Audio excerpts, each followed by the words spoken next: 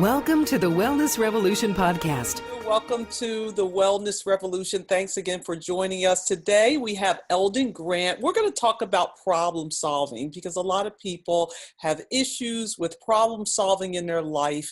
People are overwhelmed today. So we're going to talk about how to solve every problem. And let me just pull up right here. Eldon Grant is the author of Solve Every Problem in Your Life, Secret Ancient Principles Guaranteed to Grant You Wisdom. And it's a book and a system. Solve every problem in your life. So Eldon, first, give me a little bit about your background that let you come to this book of Solve Every Problem.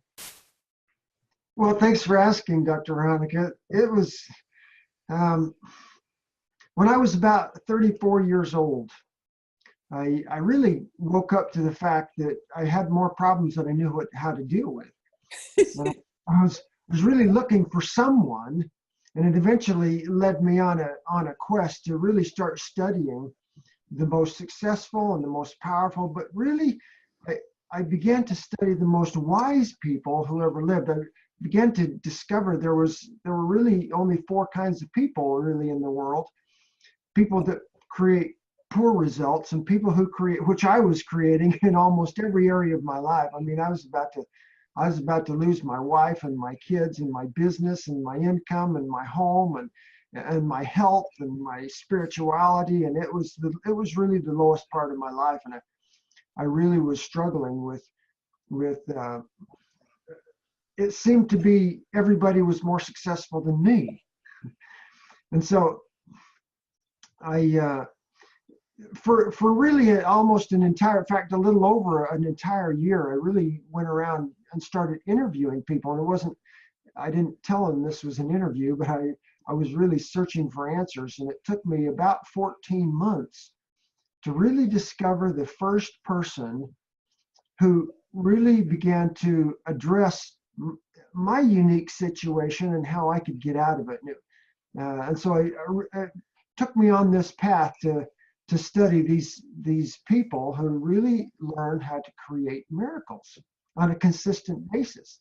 So let's talk a little bit about that. Just because there's so much self-help out there, there's so many gurus, there's so much offers. I find just as a physician with a lot of training, with clients who get results, people are still just so skeptical that you are who you are and you can do or help them how you can say you help. Everybody now goes to YouTube and Google and feels like when the advice on YouTube and Google has failed, then there's nothing more. That's it. So what do you say to that? Wow. You know what? I went through that same experience myself, actually, before there was such a thing as Google and Facebook and Yahoo and all these search engines. And what I began to discover, in fact, let me go back to a little piece of my story.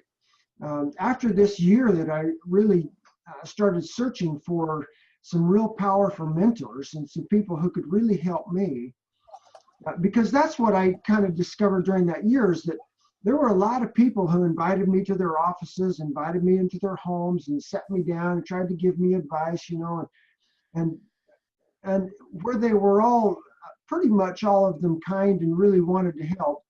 I didn't really find specific,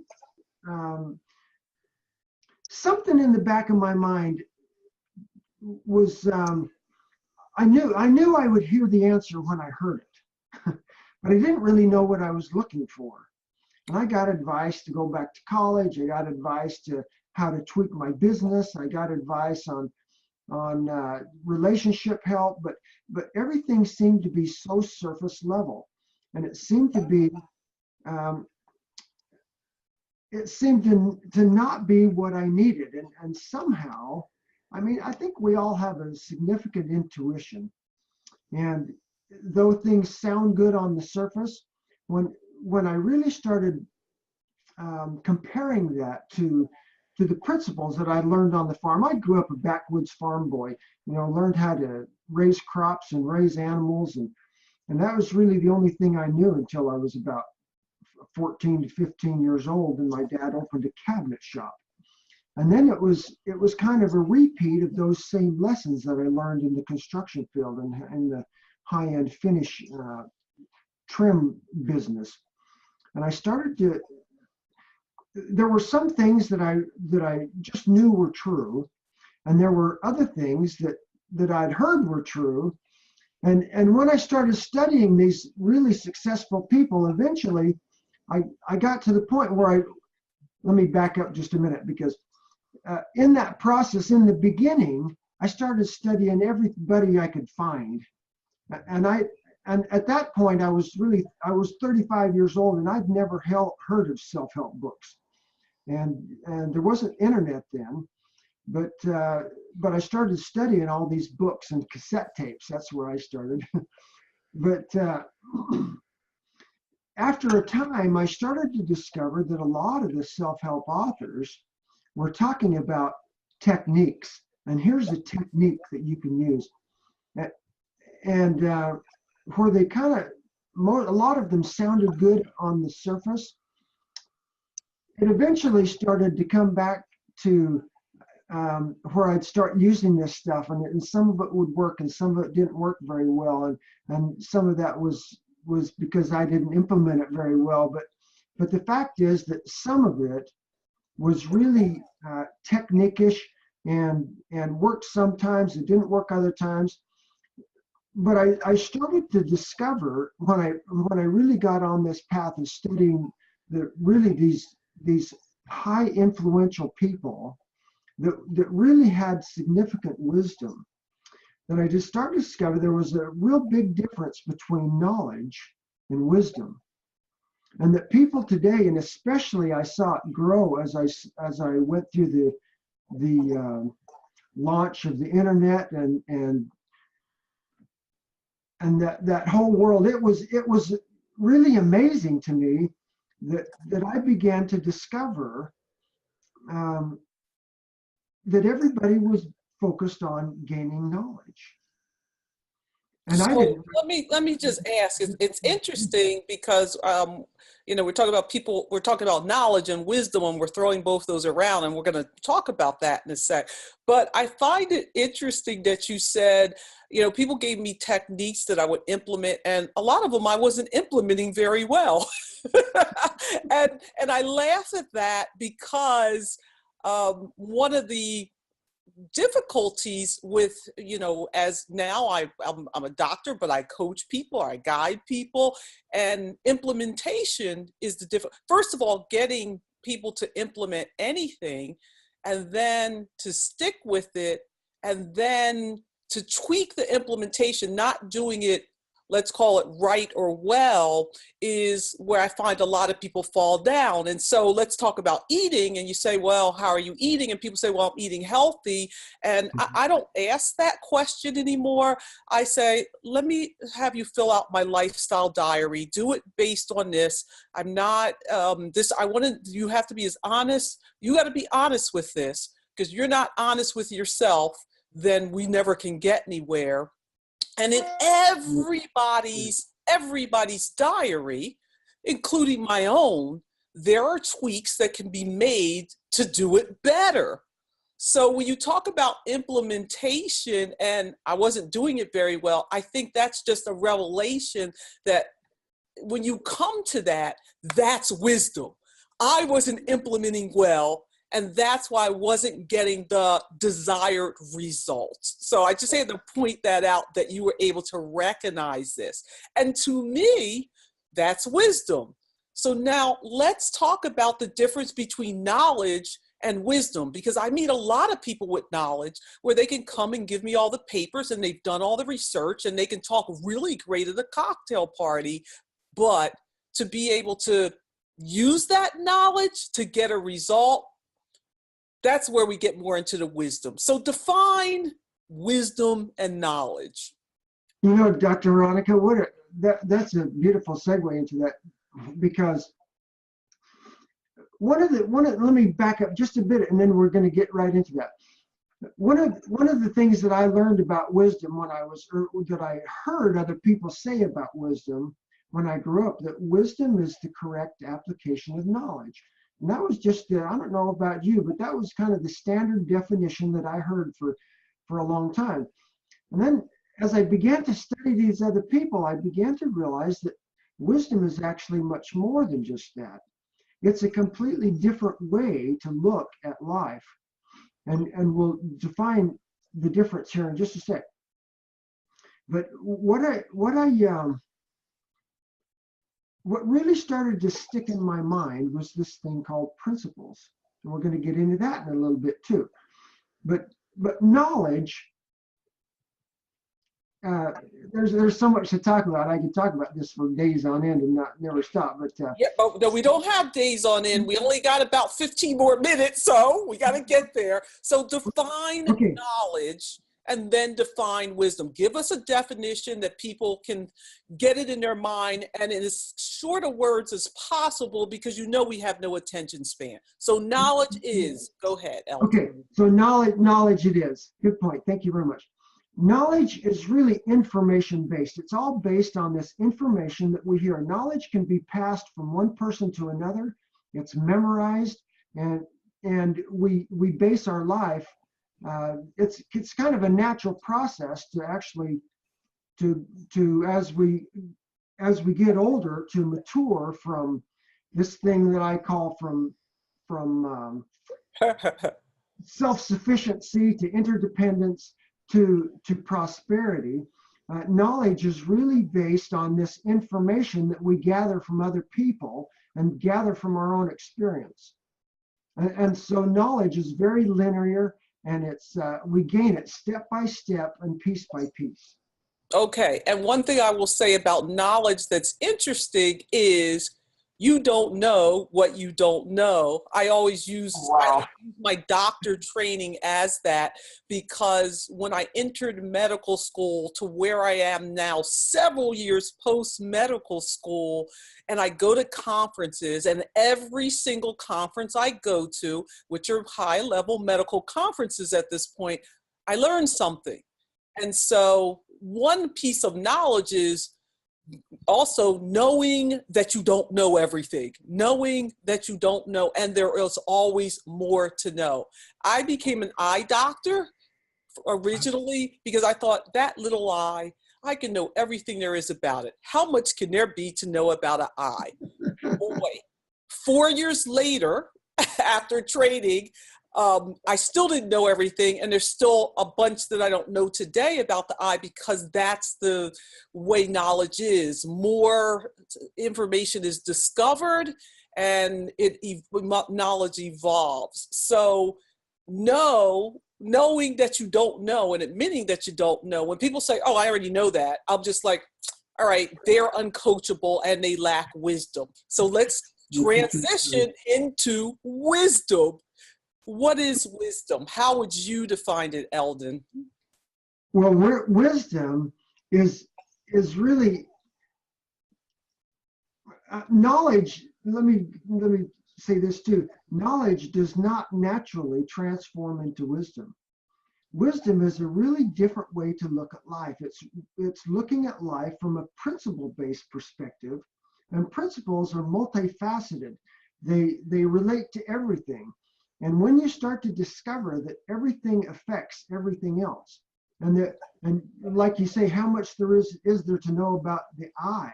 I mean, that's even far more intricate than some of this stuff. When I teach college kids, it's really kind of funny, because I talk about a table or a chair and how I grew up. You know, when I was 15 years old, my dad started a cabinet shop, and I thought, well, you know, we build little things like chairs and tables and cabinets and furniture, and how much is there to know about that?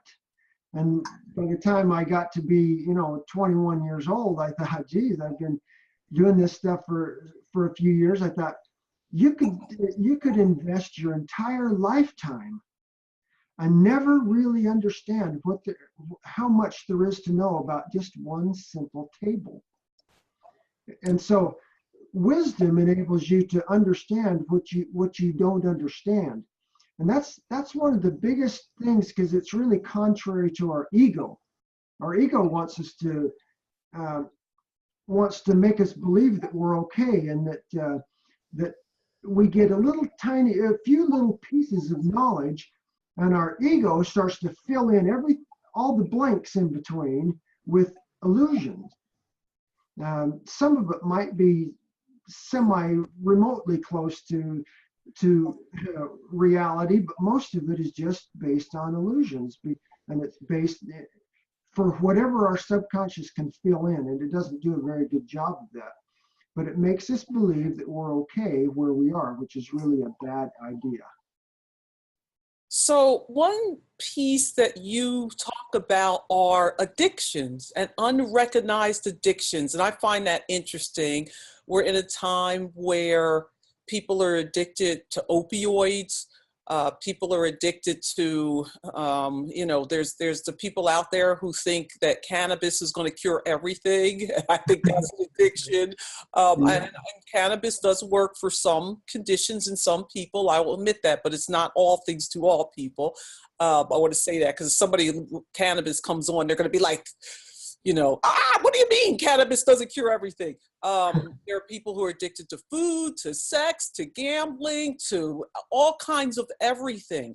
So talk about unrecognized addictions. I'm telling you about the ones that we all see, but what are some unrecognized addictions?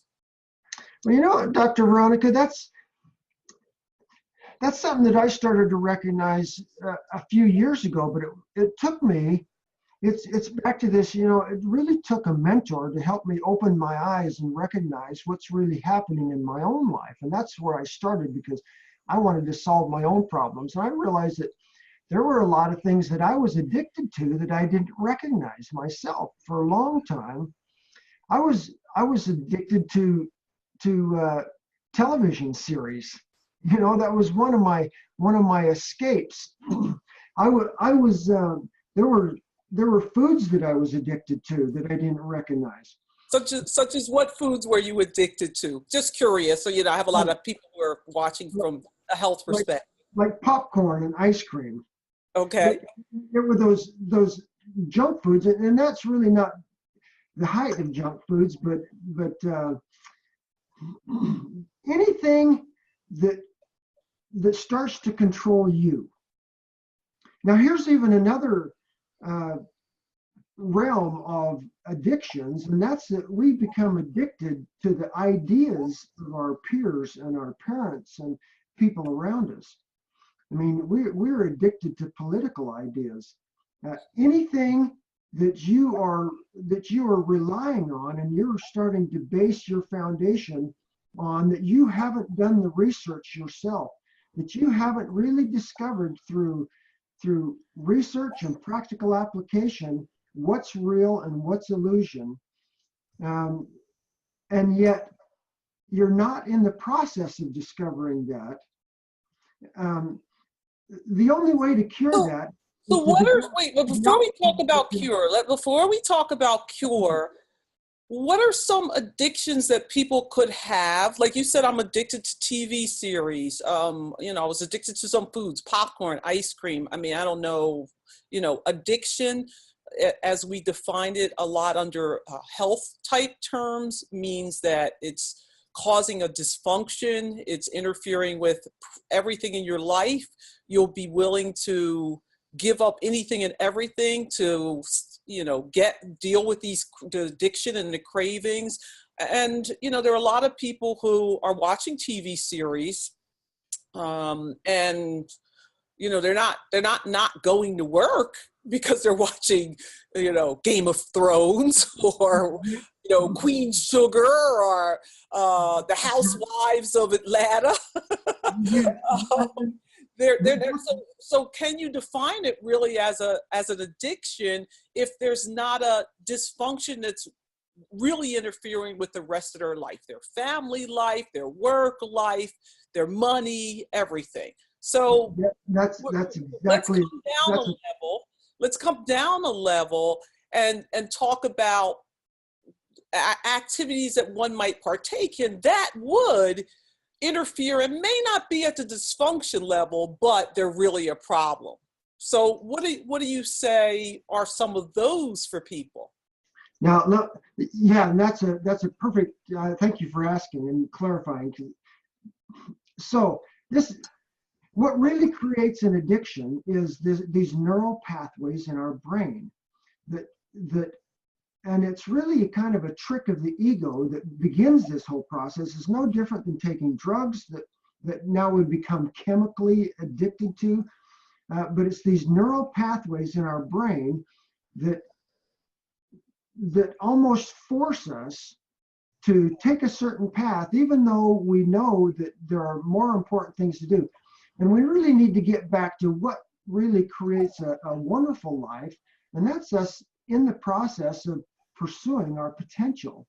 I mean, we have a driven, it's built into our DNA, it's built into our nervous system, it's part of who we are, that we are intentionally designed to be growing, evolving, progressing human beings. And when we get stuck in a rut, and that's I don't know many people who remember the old late Earl Nightingale, but one of my early mentors, he used to say that a rut was nothing more than a grave with the ends kicked out. You know, but when we get stuck in a rut, and when we start getting stressed out and even depressed and all these things, and we start using things as self-medication, then that becomes a real problem, and that begins to create these really strong neural pathways that is really difficult to get out of, and that's the beginning of an addiction. And so anytime what is not clear to me about what you're saying is you're using a very strong term, addiction, versus what about people's need, and we do have a need to just, they're not unplugging, but unplug and to sit back and relax and, you know, whatever. Like right now I'm listening to audio tapes and I'm like, hey, I can't wait to finish the interview so I can go back to my audio tape. That's a really important point. Yes, exactly. We're in a stressful world and people have to have a way to unplug. And because people are unplugging and watching, I keep using Game of Thrones. What's the matter with that? What's the difference between healthy recreation and addiction in your eyes? Now, that's actually chapter 2, part 2 of my book. And that's one of the most powerful, that's why it's early on in the chapter, because we are creators at heart. I mean, we are naturally born creators. We create every day, and we're living in the realities that we created because of our decisions in the past days. Mm-hmm. And so because we're creators, we also need that time to recreate. And that's where this term recreation comes from, recreation. We have a totally false view of what that really is. And that is a critical process. Without adequate recreation, we can't create anything of significant value. And we see that in the lives of many people. I see that in my life previous, because I was using recreation more as a drug than as a help. It was a feel good, how can I just feel better in the moment, an instant gratification thing, instead of how can I use this to make sure my life tomorrow and next week and next month and next year is measurably better. And so that's a big subject that we could talk for a few days on by itself, but that's a critical part. The problem is when we're using it as self-medication as opposed to an increase of as this process to make sure we're better off and that we don't ever have to go back to where we were. Okay, so we have about 5 minutes left. I wanted you to tell us a little bit about your system to help us solve problems and overcome addictions that we may not see as problematic now, but after talking and reading, we say, yeah, there's some areas in my life that I'm overdoing it in, and I feel like I can't stop. It's over, and it's not one of those bad ones that people would put me in jail for or judge me for because everybody else is doing it. So tell us, in a nutshell, a little bit about the system that you developed. Well, it really comes down, Dr. Veronica, to really begin to understand who we really are. And we really are creators. And we have the capacity and the potential to do much more and to live at a much higher level than we do. And so the system really takes people through a personal process.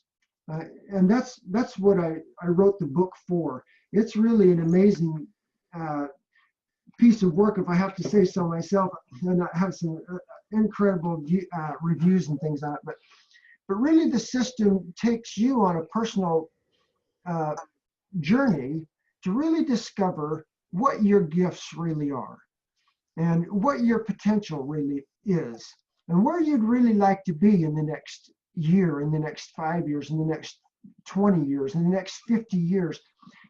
Time just keeps marching on, and until we begin to really design that into the future, if we don't design our own life, somebody else is going to design it for us. And we're going to end up in a place that we don't want to be. So it really has to start with that. Where is your passion? What's those things that really would enable you to feel like you're paying your rent for the space you occupy here on this earth? And so we have to start there. And then it's really a process of where am I? And that's another really big chasm that people have to cross. And our ego tricks us into believing that we're places that we really are not. And so we really, in order to ever go anywhere, if I want to go from here where I live in Seattle, Washington, to Dallas, Texas, and I have no idea that I'm really in Seattle and I believe that I'm in New York, I'm never going to get there because I can't chart a correct path. So we really have to come down to really be honest with ourselves. You talked about, the journal that you help people start to keep on their health. Until they really decide where they are and are realistic about that and real honest with themselves and are willing to take that courage and say, boy, I've got to really discover where I am or I'm never going to find a way out. So it takes people through a process to really discover where they are and where they'd like to be and how to measure that process. Got it. Okay, so let's start with your book. The title is Solve Every Problem in Your Life, Secret Ancient Principles Guaranteed to Grant You Wisdom. And we can get that on Amazon, I assume? You can't get that on Amazon. You can log on to my website, which is solveeveryproblem.com. And there's hyperlinks there. I have 2 other little books also on there. But yeah, that Solve Every Problem in Your Life is really the flagship. I'm not actually working on a couple others to follow those up, but that is really a powerful, powerful book that will change your life. You'll never be the same after reading it. Wonderful. Thank you so much, Eldon, for sharing with us, to put the time and effort into interviewing people and your own struggles, having you interview people and say, is there a better way to do this? So solveeveryproblem.com is the website, and we'll also put it in the show notes along with a link to the book. So thank you so much, Eldon. Thank you for listening to the Wellness Revolution podcast.